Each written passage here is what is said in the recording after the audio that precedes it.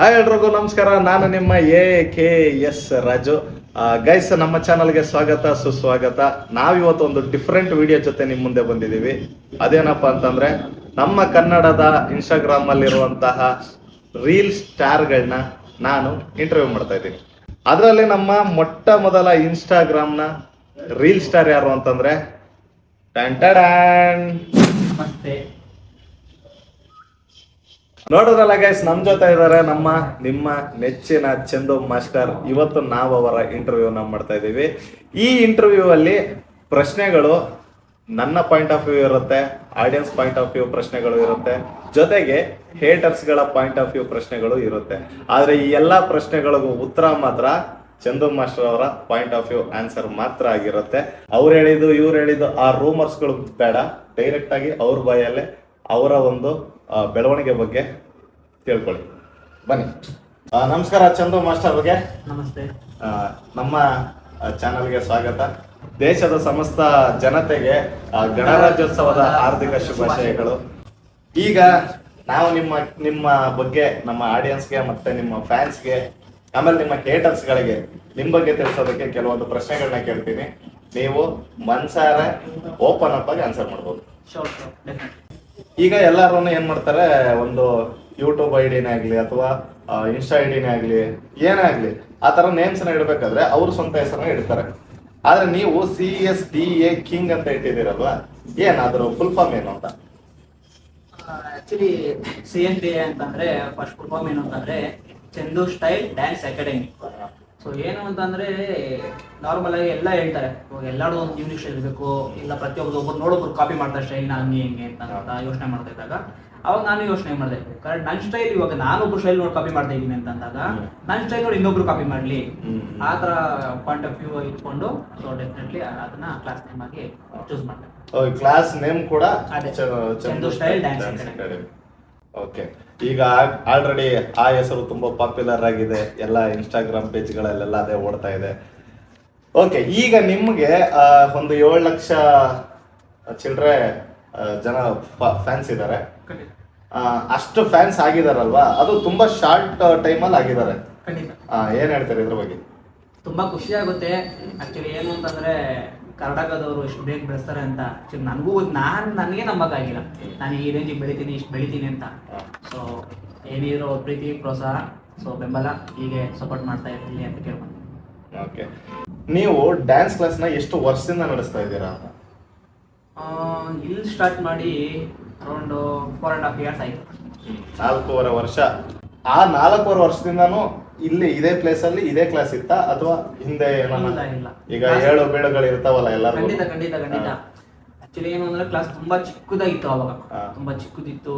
ತುಂಬಾ ಅವಾಗೂ ಸ್ಟ್ರೆಂತ್ ತುಂಬಾ ಚೆನ್ನಾಗಿತ್ತು. ಅದಾದ್ಮೇಲೆ ಮತ್ತೆ ಸ್ವಲ್ಪ ನಾನು ಅವಾಗ DKD ವರ್ಕ್ ಮಾಡ್ತಾ ಇದ್ದೆ, ವರ್ಕ್ ಮಾಡ್ತಾ ಇದ್ದೆ. ಸೊ ಅವಾಗೆಲ್ಲ ಅಲ್ಲಿ ಇಲ್ಲಿ ಹೋಗ್ತಾ ಇದ್ದಾಗ ಸೊ ಹುಡುಗರು ನಂಬರ್ ಬಿಟ್ಬಿಟ್ಟು ಹೋಗ್ತಾ ಇದ್ವಿ. ಸೊ ಅವಾಗ ಏನು ಮಾಡ್ತಾಯಿದ್ರು, ಅವ್ರು ಆಟಾಡ್ಕೊಂಡು ಸೊ ಹಿಂಗೆ ಒಂದು ಬ್ಯಾಡ್ ನೇಮೇ ತಂದ್ಬಿಟ್ಟಿದ್ರು ಕ್ಲಾಸ್ಗೆ. ಅದಾದ್ಮೇಲೆ ಮತ್ತೆ ನಾನೇ ಕಮ್ ಬ್ಯಾಕ್ ಆಗಿ ಮತ್ತೆ ನಾನೇ ಇಟ್ಕೊಂಡು ಸ್ಟಾರ್ಟ್ ಮಾಡಿ ಮಾಡ್ತಾ ಮತ್ತೆ ಇಂಕ್ರೀಸ್ ಆಗಿ ಕ್ಲಾಸ್ ದೊಡ್ಡ ಮಾಡಬೇಕು ಅಂತ ಮೈಂಡ್ ಇಟ್ಕೊಂಡು ಕ್ಲಾಸ್ ದೊಡ್ಡ ಮಾಡಿ ಮತ್ತೆ ಕ್ಲಾಸ್. ಈಗ ಬರೀ ಕ್ಲಾಸ್ ದೊಡ್ಡದಾಗಿರೋದಲ್ಲ, ಜೊತೆಗೆ ಹೆಸರು ಕೂಡ ತುಂಬಾ ದೊಡ್ಡದಾಗಿ ಬೆಳೆದಿದೆ. ಆಮೇಲೆ ಈಗ ನಿಮ್ಮ ಬೆಳವಣಿಗೆ ಆಗಿದೆ, ಸುಮಾರು ಜನ ನೀವೆಲ್ಲ ನಾವು ಹೋದ್ರೆ ಗುರುತಿಸ್ತಾರೆ, ಸೆಲ್ಫಿ ತಗೊಂತಾರೆ, ವಿಡಿಯೋ ಮಾಡ್ಕೊಂತಾರೆ, ನಿಮ್ ಜೊತೆ ವಿಡಿಯೋ ಮಾಡ್ಬೇಕಣ ಅಂತಾರೆ. ಇದೆಲ್ಲ ನೋಡಿದಾಗ ನಿಮ್ಗೆ ಹೇಗೆ ಅನ್ಸುತ್ತೆ? ತುಂಬಾ ಖುಷಿ ಅನ್ಸುತ್ತೆ. ಆಕ್ಚುಲಿ ತುಂಬಾ ಖುಷಿ ಆಗುತ್ತೆ. ಸೊ ನನಗೆ ನಂಬಕ್ಕಾಗ್ತಿಲ್ಲ, ಸೊ ಈ ರೇಂಜ್ಗೆ ಹೆಸರು ಮಾಡ್ತೀನಿ, ಇಷ್ಟು ಬೆಳಿತೀನಿ ಅಂತ. ಸೊ ಇದೆಲ್ಲ ನೋಡಿದಾಗ ತುಂಬಾ ಖುಷಿ ಆಗುತ್ತೆ. ಹೌದು, ಇದು ಏನೋ ದೊಡ್ಡ ಸಿನಿಮಾ ಮಾಡಿ ಅಥವಾ ಯಾವುದೋ ಒಂದು ದೊಡ್ಡ ಅಚೀವ್ಮೆಂಟ್ ಮಾಡಿ ಫ್ಯಾನ್ಸ್ನ ಗಿಟ್ಟಿಸ್ಕೊಂಡಿರೋದು ಅಲ್ಲದೆ ಇರ್ಬೋದು, ಆದರೂ ಕೂಡ ಸೋಷಿಯಲ್ ಮೀಡಿಯಲ್ಲಿ ಒಂದು ಹೆಸರು ಮಾಡೋದಕ್ಕೂ ಎಲ್ಲೋ ದಾರಿಲಿ ಹೋಗ್ತಾ ಇದ್ರೆ ಒಂದು 4 ಜನ ಗುರುತಿಸೋದಕ್ಕೂ ಮಾತಾಡ್ಸೋದಕ್ಕೂ ಅದು ಕೂಡ ಒಂದು ರೀತಿಯ ಅಚೀವ್ಮೆಂಟೇ. ಏನು ಅಲ್ಲದೆ ಇರ್ಬೋದು, ಆದರೂ ಅದಕ್ಕೋಸ್ಕರ ಸುಮಾರು ಜನ ಒದ್ದಾಡ್ತಿದ್ದಾರೆ. ಅದರಲ್ಲಿ ಹೆಸರನ್ನ ಪಡ್ಕೊಳ್ಳೋದಿದೆಯಲ್ಲ, ಅದು ಒಂಥರ ಅದೃಷ್ಟ ಅಂತಲೇ ಹೇಳ್ಬೋದು. ಅದನ್ನ ನಮ್ಮ ಚಂದು ಮಾಸ್ಟರ್ ಆಲ್ರೆಡಿ ಮಾಡಿದ್ದಾರೆ. ಆಮೇಲೆ ಈಗ ಈ ಫೇಮ್ ನಿಮಗೆ ಸಿಕ್ಕು ಎಷ್ಟು ತಿಂಗಳು ಅಥವಾ ವರ್ಷಗಳಾಯ್ತು? ಐ ಥಿಂಕ್ 3 months ಆಯ್ತು. ಇನ್ನೊಂದು ಪ್ರಶ್ನೆ ಏನಪ್ಪಾ ಅಂತಂದ್ರೆ, ಮೊದಲು ನಿಮ್ಮ ಡ್ಯಾನ್ಸ್ ಕ್ಲಾಸ್ ಫೀಸು ಸ್ವಲ್ಪ ಕಡಿಮೆ ಇತ್ತು, ಈಗ ಸ್ವಲ್ಪ ಜಾಸ್ತಿ ಆಗಿದೆ. ಅದು ರೀಸನ್ ಯಾಕೆ ಅಂದ್ರೆ ಈಗ ಹೋಗ್ತಾ ಹೋಗ್ತಾ ಎಲ್ಲ ಕರೆಂಟ್ ಬಿಲ್ಲು, ಕ್ಲಾಸ್ ಬಾಡಿಗೆ ಅದೆಲ್ಲ ಜಾಸ್ತಿ ಆಯ್ತು ಅಂತ ಫೀಸ್ ಜಾಸ್ತಿ ಆಗಿರೋದ, ಅಥವಾ ನೀವು ಫೇಮಸ್ ಆದ್ರಿ ಅನ್ನೋ ಕಾರಣಕ್ಕೆ ಜಾಸ್ತಿ ಆಗಿರೋದ? ಖಂಡಿತ ಅದು ಫೇಮಸ್ ಆಗಿ ಅಂತಲ್ಲ. ಆ್ಯಕ್ಚುಲಿ ಏನಂದ್ರೆ ಕ್ಲಾಸ್ ಕೂಡ ದೊಡ್ಡದಾಯಿತು, ರೆಂಟು ಎಲ್ಲನೂ ಚಾರ್ಜಸ್ಗಳು ಜಾಸ್ತಿ ಆಯ್ತಾ ಬಂತು. ಬಟ್ ಇನ್ನೊಂದು ಏನಂದ್ರೆ ಫೀಸ್ ಜಾಸ್ತಿ ಅಲ್ಲ ನಂದು ಆ್ಯಕ್ಚುಲಿ. ಅಂಥದ್ರಲ್ಲಿ ನಾನು ಪ್ಯಾಕೇಜ್ ಕೊಟ್ಟಿದ್ದೀನಿ. Dance class with gymnastic class including ಮಾಡಿಕೊಡ್ತಾರೆ. ಯಾಕಂತಂದ್ರೆ ನಾರ್ಮಲ್ ಆಗಿ ಬೇರೆ ಕಡೆ ಎಲ್ಲ ಹೋದರೆ ಜಿಮ್ನಾಸ್ಟಿಕ್ ಕ್ಲಾಸ್ ಫೀಸೇ ಸಪ್ರೇಟ್ ಇರುತ್ತೆ, ಡ್ಯಾನ್ಸ್ ಕ್ಲಾಸ್ ಫೀಸ್ ಸಪ್ರೇಟ್ ಆಗಿರುತ್ತೆ. ಸೊ ಈ ಥರ ಫುಲ್ ಪ್ಯಾಕೇಜಲ್ಲಿ ನಾನು ಕೊಟ್ಟಿರೋದು ಆ ಕಮ್ಮಿ ಪ್ರೈಸಲ್ಲಿ. ಇನ್ನೊಂದು ಕೇಳ್ಪಟ್ಟೆ, ನಿಮ್ಮ ಕ್ಲಾಸಲ್ಲಿ ಕೆಲವೊಂದಿಷ್ಟು ಜನ ಫೀಸೇ ಕಟ್ಟದೆ ಡ್ಯಾನ್ಸ್ ಕಲಿತಾ ಇದ್ದಾರೆ. ಹೌದು. ಫೀಸ್ ಜಾಸ್ತಿ ಆಯ್ತು ಅನ್ನೋದ್ರ ಬಗ್ಗೆ ನಾವು ಮಾತಾಡ್ಬೋದು. ಆದ್ರೆ ಕೆಲವರು ಇಲ್ಲಿ ಫೀಸೇ ಕಟ್ಟದೇನೆ ತಿಂಗಳಾನುಗಟ್ಲೆ ಇವ್ರ ಹತ್ರ ವರ್ಷಾನುಗಟ್ಲೆ ಇವ್ರ ಹತ್ರ ಡ್ಯಾನ್ಸ್ ಕಲಿತಾ ಅವರ ಒಂದು ಬೆಳವಣಿಗೆಗೆ ಚಂದು ಮಾಸ್ಟರ್ ತುಂಬಾ ಫ್ರೀಯಾಗಿ ಪ್ರೋತ್ಸಾಹ ನೀಡ್ತಾ ಇದ್ದಾರೆ. ಇದು ಕೂಡ ಅಪ್ರಿಷಿಯೇಟ್ ಮಾಡುವಂಥದ್ದು ನಮ್ಮ ಕಡೆಯಿಂದ ಕಿಚ್ಚನ ಚಪ್ಪಾಳೆ. ಓಕೆ, ನೆಕ್ಸ್ಟ್ ಬರೋದಾದ್ರೆ ಈಗ ನಾವು ಸ್ವಲ್ಪ ಈ ಹೇಟರ್ಸ್ ಪಾಯಿಂಟ್ ಆಫ್ ವ್ಯೂ ಇಂದ ಪ್ರಶ್ನೆಗಳನ್ನ ತಗೊಳ್ಳೋಣ. ಕೆಲವರು ಹೇಳ್ತಾರೆ ಆ ಡ್ಯಾನ್ಸ್ ಕ್ಲಾಸಲ್ಲಿ ಅಂದ್ರೆ ಚಂದು ಮಾಸ್ಟರ್ ಅವರ CSDA ಕ್ಲಾಸಲ್ಲಿ ದೊಡ್ಡವ್ರು ಯಾರು ಇರಲ್ಲ, ಎಲ್ಲ ಚಿಕ್ಕ ಚಿಕ್ಕ ಮಕ್ಕಳೇ. ಅದು ಇರೋರೇ ಇದ್ದಾರೆ, ಯಾಕೆ ದೊಡ್ಡವ್ರು ಇರಲ್ಲ? ಆಕ್ಚುಲಿ ಏನೋ ಒಂದು ದೊಡ್ಡವರು ಇಲ್ಲ ಅಂತಲ್ಲ, ಇದ್ರು ಫಸ್ಟ್ ಎಲ್ಲ ಮುಂಚೆ ಎಲ್ಲ ಇದ್ರು, ಇವಾಗ ಇಲ್ಲ. ಆಕ್ಚುಲಿ ಏನಂದ್ರೆ ಎಲ್ಲರೂ ಅಷ್ಟೇ ಬರ್ತಾ ಬರೋದು ದೊಡ್ಡವರು ಆಗ್ತಾ ಅಂತ ಏನಂತೆ ಅವ್ರ ಕಮಿಟ್ಮೆಂಟಲ್ಲಿ ಬಿದ್ದೋಗ್ತಾರೆ. ಸೊ ಆದ್ರಿಂದ ದೊಡ್ಡವರು ಇಲ್ಲ. ಬಟ್ ಇದ್ದಾರೆ, ಬಟ್ ದೊಡ್ಡವ್ರು ಯಾವುದು ವಿಡಿಯೋಗಳು ಹಾಕ್ತಾರೆ. ಸೊ ಚಿಕ್ಕ ಮಕ್ಕಳು ಹಾಕಿದ್ರೆ ತುಂಬಾ ಬ್ಯಾಡ್ ಕಮೆಂಟ್ಗಳು ಹಾಕ್ತಾರೆ. ಇನ್ನು ದೊಡ್ಡವ್ರದೆಲ್ಲ ಆದ್ರೆ ಇನ್ನೂ ಜಾಸ್ತಿ ಹಾಕ್ಕೊಳ್ತಾರೆ. ಸೊ ಅದಕ್ಕೋಸ್ಕರ ದೊಡ್ಡವರು ಪೇರೆಂಟ್ಸ್ಗಳ ಹತ್ರ ತಗೊಳ್ಳಲ್ಲ ಅನ್ನೋ ಕಾರಣಕ್ಕೋಸ್ಕರ ದೊಡ್ಡವ್ರು ಯಾರ್ದು ಅಷ್ಟು ವಿಡಿಯೋಗಳು ಹಾಕ್ತಾರೆ. ಆಮೇಲೆ ನನಗೆ ಗೊತ್ತಿರೋ ಮಾಹಿತಿ ಪ್ರಕಾರ ನಿಮ್ಮಲ್ಲಿ ಆಗಿಂದ ಇದ್ದು ಸ್ವಲ್ಪ ದೊಡ್ಡವ್ರು ಆಗ್ತಾ ಅಂದ್ರೆ ಏಜ್ ಅಲ್ಲಾಗ್ಲಿ ಅದ್ರಲ್ಲಾಗ್ಲಿ ದೊಡ್ಡವ್ರು ಆಗ್ತಾ ಆಗ್ತಾ ಏನ್ ಹೇಳ್ತಾರೆ, ಕೆಲವು ಬಾಯ್ಸ್ ಆಟ ಆಡಿ ಇಲ್ಲಿ ಕಲ್ತ್ಕೊಂಡು ಬೇರೆ ಕಡೆ ಹೋಗ್ತೀನಿ ಅಂತ ಹೋಗಿರೋಂಥದ್ದು ಇದೆ. ಖಂಡಿತ. ಅದ್ರ ಬಗ್ಗೆ ಹೇಳೋದು. ಸೊ ಬೇಸಿಕ್ಲಿ ಏನು ಅಂತಂದ್ರೆ ಕೊರಿಯೋಗ್ರಾಫರ್ ಕಷ್ಟ ಏನು ಅಂತಂದ್ರೆ, ಇವಾಗ ಬೇಸಿಕ್ಗೆ ಬರ್ತಿದ್ದವ್ರನ್ನೆಲ್ಲ ಒಂದು ಚೂರು ರೆಡಿ ಮಾಡ್ಕೊಂಡು ಬರ್ತೀವಿ. ಸೊ ಅದಾದ್ಮೇಲೆ ಏನು ಮಾಡ್ತಾರೆ, ಸ್ವಲ್ಪ ಆ ಕಡೆ ಆಸೆಗಳು ಬರ್ತದೆ, ಆ ಕಡೆಯಿಂದ ಈ ಕಡೆ ಹೋಗ್ಬೇಕು, ಇನ್ನೊಂದು ಮಾಡಬೇಕು, ಮೈಂಡ್ ಚೇಂಜ್ ಆಗ್ತಾನೆ ಹೋಗ್ತಾರೆ. ನನ್ಗೆ ಒಬ್ಬಂಗೆ ಎಲ್ಲ, ಪ್ರತಿಯೊಬ್ಬ ಡ್ಯಾನ್ಸ್ ಕ್ಲಾಸ್ ಯಾರಿಟ್ಟಿದ್ದಾರೆ ಕೊರಿಯೋಗ್ರಾಫರ್ಸ್ಗಳು, ಸೊ ಪ್ರತಿಯೊಬ್ಬರು ಈ ಪ್ರಾಬ್ಲಮ್ನ ಅಷ್ಟರಲ್ಲಿ ಬೀಳ್ತಾನೆ ಇದ್ದಾರೆ ಇವಾಗ ಕಟ್ತಾರೆ. ಕೆಲವು ಚಿಕ್ಕ ಚಿಕ್ಕ ಮಕ್ಕಳನ್ನ ತುಂಬಾ ಚೆನ್ನಾಗಿ ನೋಡ್ಕೊಂಡು ಅವರೇ ನನ್ನ ಪ್ರಪಂಚ ಅನ್ನೋ ರೀತಿ ಬದುಕ್ತಾರೆ. ಅವ್ರ ಕೈ ಮೇಲೆ ಟ್ಯಾಟೂ ಕೂಡ ಇದೆ, my students is my friend. ತೋರಿಸ್ಬೋದಾ? ಖಂಡಿತ. ನೋಡಿ, CSDA ಸ್ಟೂಡೆಂಟ್ಸ್ ಅಂದ್ಬಿಟ್ಟು ಹಾರ್ಟ್ ಹಾಕ್ಸ್ಕೊಂಡಿದ್ದಾರೆ. ಅದು ಅವರು ತಮ್ಮ ಸ್ಟೂಡೆಂಟ್ಗಳ ಮೇಲೆ ಇಟ್ಟಿರುವಂಥ ಪ್ರೀತಿ. ನಿಮ್ಮ ಕ್ಲಾಸ್ ಸ್ಟೂಡೆಂಟ್ ಹುಡುಗಿಯರಿಗೆ ಸ್ಟ್ರೆಚಿಂಗ್ ಮಾಡಿಸೋದು ಅದಾಗಿರ್ಬೋದು. ಅದು ನನಗೆ ಕೆಲವರು ಹೇಳಿರೋ ಪ್ರಕಾರ ಏನಂತಂದ್ರೆ, ಆ ಹುಡುಗಿಯರಿಗೆಲ್ಲ ನೋವಾಗುತ್ತೆ, ಪೇನ್ ಆಗುತ್ತೆ, ತಡೆಯೋಕ್ಕಾಗಲ್ಲ. ಆದರೂ ಕೂಡ ಅದು ಬೇಕಿತ್ತಾ ಅವ್ರಿಗೆಲ್ಲ ನೋವು ನೀಡಿ ಅವರು ಚಂದು ಮಾಸ್ಟರ್ ಫಾಲೋವರ್ಸ್ನ ಗಿಟ್ಟಿಸ್ಕೊಳ್ತಾ ಇದ್ದಾರೆ, ವ್ಯೂಸ್ಗಳನ್ನ ಗಿಟ್ಟಿಸ್ಕೊಳ್ತಾ ಇದ್ದಾರೆ, ಅವ್ರ ಸ್ಟೂಡೆಂಟ್ಸ್ಗಳಿಗೆ ನೋವು ಮಾಡಿ ಇವರು ಬೆಳೀತಾ ಇದ್ದಾರೆ ಅಂತ ಅಂದ್ಬಿಟ್ಟು ಹೇಳ್ತಾ ಇದ್ದಾರೆ. ಅಂಥವ್ರಿಗೆ ಏನು ಹೇಳ್ತಾರೆ? ನಿಜ ಏನು ಅಂತಂದ್ರೆ, ಬೇಸಿಕ್ಲಿ ಏನು ನಾವು ಕ್ಲಾಸಲ್ಲಿ ಹೊಡೆಯೋದೇ ಆಗಲಿ ಮತ್ತೊಂದೇ ಆಗಲಿ, ಆ್ಯಕ್ಚುಲಿ ನಾವು ಹೊಡೆಯಲ್ಲ, ಬಟ್ ಹೊಡೆಯೋದೇ ಆಗಲಿ ಜಸ್ಟ್ ನಾರ್ಮಲ್ ಆಗಿ ಹೋಗ್ತಾರೆ ಇದ್ದಾಗ ಸ್ವಲ್ಪ ರಿಯಾಕ್ಟ್ ಮಾಡ್ತೀವಿ ಅಂತಂದ್ರೆ, ಆಚೆ ಪ್ರಪಂಚಕ್ಕೆ ಜನಗಳಿಗೆ ಕ್ಲಾಸಲ್ಲಿ ಹೇಗಿರ್ತಾರೆ ಅಂತ ಕೆಲವು ಪೇರೆಂಟ್ಸ್ಗಳು ಗೊತ್ತಿರಲ್ಲ.